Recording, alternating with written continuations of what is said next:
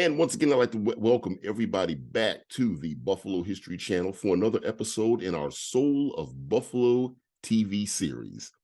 Thanks so much for joining us. Today, I have the pleasure of being joined by a young woman who you have seen, recently saw earlier this year, you saw a clip of her interviewing Freddie Patrick.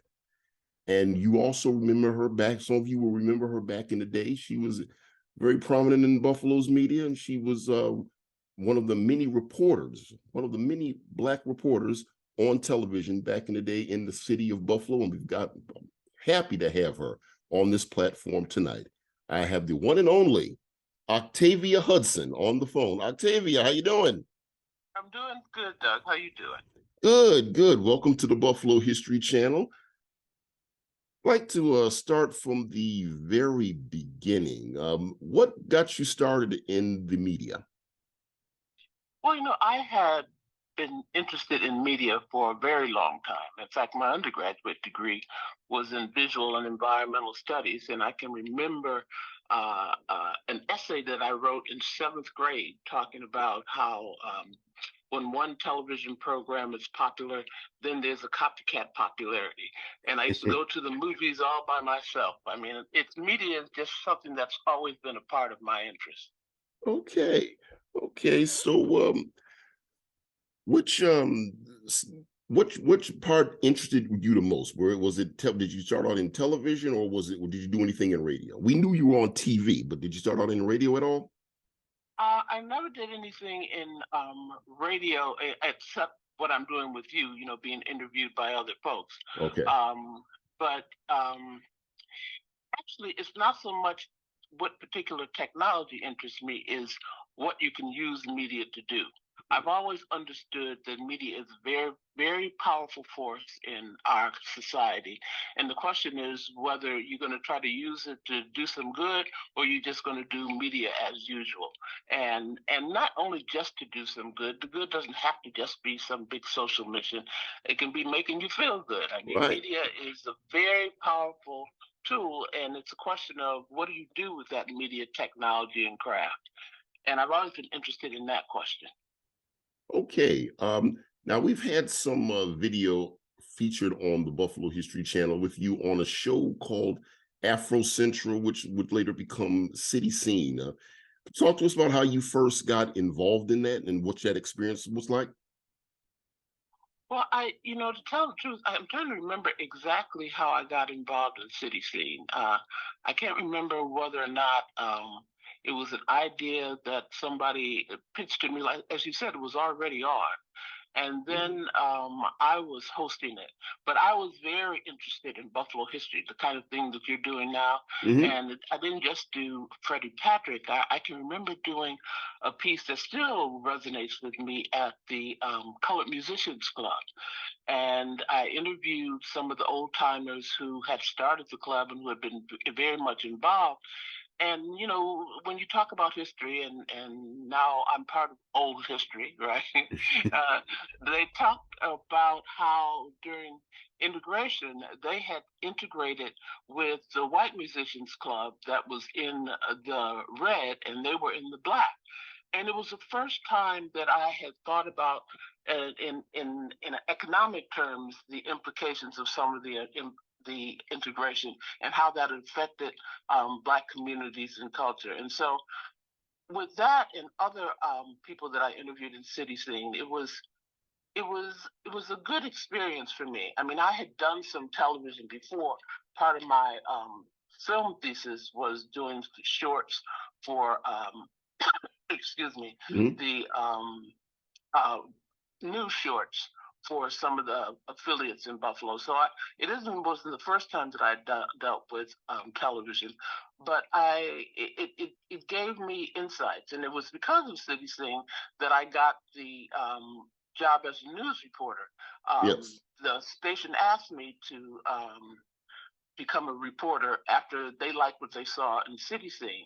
And, I was a little ambivalent at first because, as I said, my real mission was how you use television for good. But at the same time, I recognized that even though I'd had a lot of academic experience, there's no substitute for professional experience. And however you may think that the media does well or doesn't do well, um, people understand the craft and they know how to persuade you to think their way or another way. So it's important to understand the craft. It's just a question of what you do with the craft. Yeah, I can remember you mentioned that one saying that's a saying that I heard many times when I was going through the industry. There's not no substitute for experience. Sometimes I find myself saying that even to this day. Mm-hmm. I mean, and it's true. I mean, it's one of the reasons that, I spent time out in Los Angeles because, again, you can say what you want about the movies and what you may like or what you may not like and how you may agree or disagree with what Hollywood does. But Hollywood knows how to tell stories. And one of the good things about the new technology in terms of the internet and what you can do with it is that it can reach a lot of people. But one of the things that often gets missed is people just get so infatuated with the technology that they can forget the craft. Just because Yeah. you are reaching a lot of people doesn't mean you're saying a lot that or telling stories in ways that touches people's not just their head but their heart. Yeah, there's you have a lot of that out here now, and you try to remind most of the young people that come in, because they come in now through the advent of social media, which has pretty much created a Mm-hmm. very easy avenue to get Right. towards a lot of things. Because I remind them, once upon a time, you couldn't, the equipment, the stuff that you're working with now, 20 years ago, you wouldn't even had access to that stuff back in the day. You Right. you think you're paying money for it now? But it can be a good thing. I Yeah. mean, the idea that you can reach the many and not the few is a good thing. The Yes. question again is, what are you using with social media? A lot of it is celebrating our own narcissism, Right. and Right. that works for some folks. That's fine. But the question becomes, what more can you do so that you're not just helping yourself and you're helping somebody else? Right. Now you were on Channel 4, correct? Correct. Okay. Because I can remember, seeing you on at times reporting on Channel 4 back in the day. What Talk to our viewers about what that experience was like to just be just as one of the few Black reporters during that time. The experience as a Black reporter, I didn't think about it so much that way. I Okay. mean, I thought about it as being a reporter, and I thought about the craft. I mean, I was surprised at how people put media together, news stories together, and I'm not actually so much answering your question in that I was raised. We'll go back a little bit with to whatever you do, try to do your best. Right. And that's how I was raised. My mother was my first teacher. I could read and write before I ever hit the door of anybody's school. And my mother was, and I'm diverting a little bit, but I'll get back to the point. Okay. Was her last job was she cleaned in the federal building, but she was an excellent cleaner. She taught me that you don't have to try to know everything. You just have to be good at whatever you do. And when she passed, and I was still in the media. She was not Octavia's mother. I was Ethel's daughter. And the point that I'm bringing with that is that very often when people talk about the racism in the media and how bad it was or is, or racism period, that's isn't necessarily beside the point, but it isn't the point. The point is, what do you do to overcome it, to do your best? Obstacles can be something that make you better at what you do. And that's the way I look at it. I mean, we definitely, during the time, I suspected I probably wouldn't have gotten that job except for affirmative action. But that had nothing to do with how I thought of myself and how good a reporter I was going to be. I mean, the issue of media and technology doesn't mean that you have to always be asking somebody else for a job. If you have excellence, you can create your own direction. Right. Do you have any memorable stories that you might have covered on Channel 4 back then? Well, I covered a lot of stories. I covered the Democratic National Convention when Jesse Jackson Hmm. was running for president, and that was an interesting experience because there were reporters from all over the um, country there. And one of the things that I don't know if I was surprised, but I certainly took note. Jesse Jackson gave a very riveting speech. But if you watch the media coverage at the time, you would have thought that the best speaker on that day was Mario Cuomo, and and it brought home to me the differences, the lenses through which people see things are very much determined by their own prejudices in some way. I mean, and prejudice doesn't have to be a bad word. It means that people come with their cultural biases, and you have to expect that.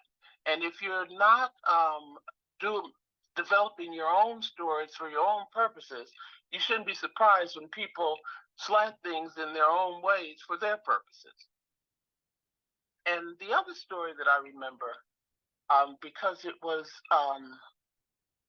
sad to me, and it was testimony to the bias of the media in terms of sensationalism. There was a story out in Pembroke where I think it was 4 teenagers were killed in a car accident. It was a prom night or something like that. And I remember the assignment editor asking me to go knock on the door of these kids' parent houses and ask their parents how they feel.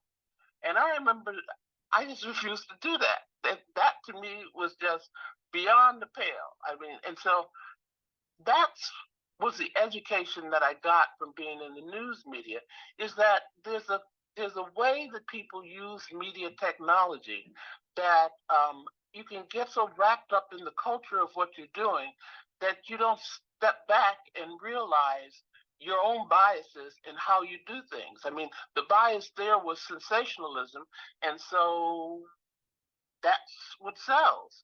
And but that doesn't necessarily mean that you have to use that technology for those narrow purposes. You can use media technology and craft to educate, you can use it to enlighten, you can use it for a lot of different things, but you have to think that through. You can't just move into a culture that already exists and expect them to bend to your way of doing things. You have to create your own. Okay, how long were you at Channel 4 until? Who knows? That's ancient history. Ancient I history. can't tell you. But I Okay. think I was there for like 6 or 7 years. But I mean, my philosophy of work is that you get degrees and all of that stuff so that you can have flexibility and not so that you can just um, go with whatever program that's put in front of you. And so I left when my mother was really ill, and they gave me the option of coming back or taking care of my mother. It was no contest for me.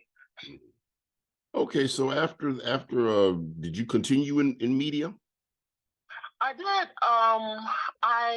I always, like I said, it's always been a passion for me. It's like life's work, and so after that, I did some community-based stuff with media, and some of it was um, um, put on Channel 4.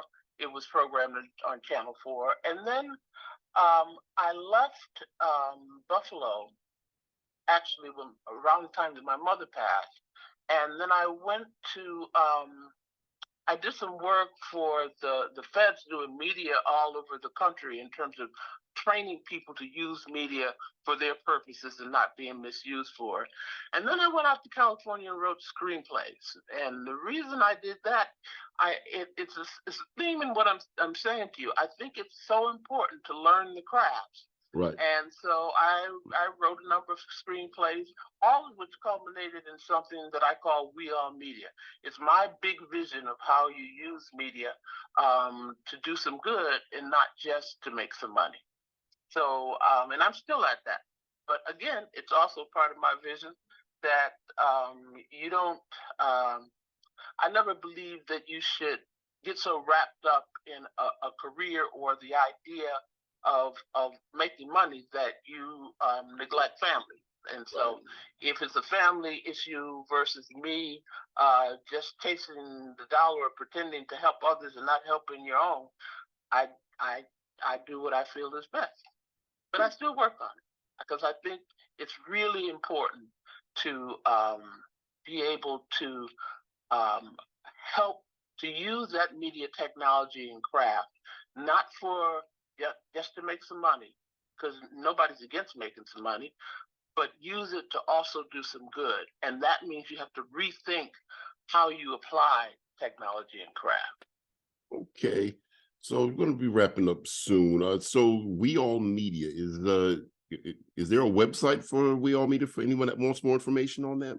Yeah, it's up. You know, I haven't polished it, but Okay. you probably get the best information from OctaviaHudson.info, and it expands on what I'm saying to you now in terms of how you use media in ways that can to educate, to do more things with it, to use the potential, the unlimited potential, I mean, unprecedented potential of the internet and social media, as well as the old-fashioned media crafts, to do some good. Okay. We do have a couple other clips of you that we'll be showing on the Buffalo History Channel. One was you did an interview with Jesse Nash. Oh yeah, Jesse Nash. Yes, he had his talk. He had his talked about his family, his work in Buffalo, his father, the church. So that too was a good piece. And you also I guess you were part of a community issues convention that took place. Yeah. Oh yeah, no, that was something I did before I got into the television. Oh, okay. I was